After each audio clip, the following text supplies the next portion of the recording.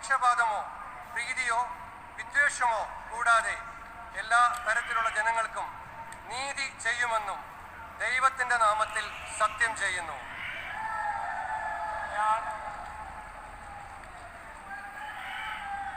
PC Vishwanath എന്ന ഞാൻ കേരള സംസ്ഥാനത്തെ ഒരു മന്ത്രി എന്ന നിലയിൽ എൻ്റെ പരിഗണനയിൽ കൊണ്ടുവരുന്നതോ എൻ്റെ അറിവിൽ വരുന്നതോ ആയ ഏതെങ്കിലും വിഷയം അങ്ങനെയുള്ള മന്ത്രി എന്ന നിലയിലുള്ള എൻ്റെ കർത്തവ്യങ്ങളുടെ മുറപ്രകാരമുള്ള നിർവഹണത്തിന് ആവശ്യമാകുന്നതൊഴികെ ഞാൻ ഏതെങ്കിലും ആളുകൾക്കോ നേരിട്ടോ നേരിട്ടല്ലാതെയോ അറിയിച്ചു കൊടുക്കുകയോ വെളിപ്പെടുത്തി കൊടുക്കുകയോ ചെയ്യുകയില്ലെന്ന് ദൈവത്തിന്റെ നാമത്തിൽ സത്യം ചെയ്യുന്നു.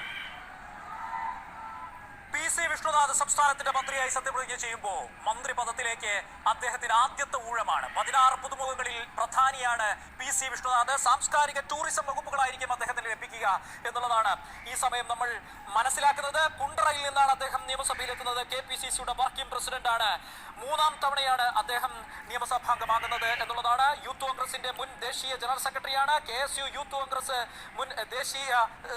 മുൻ സംസ്ഥാന പ്രസിഡന്റ് എന്നീ നിലകളിലൊക്കെ അദ്ദേഹം പ്രവർത്തിച്ച പരിചയമുണ്ട്. BCom ബിരുദധാരിയാണ്.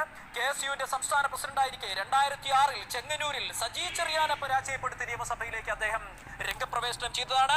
2011 ആ വിജയം ആവർത്തിച്ചു. 2016 പക്ഷേ അദ്ദേഹത്തിന് അവിടെ പരാജയം രുചിച്ചു. പിന്നീട് 2021 കുണ്ടറയിലേക്ക് വന്നു.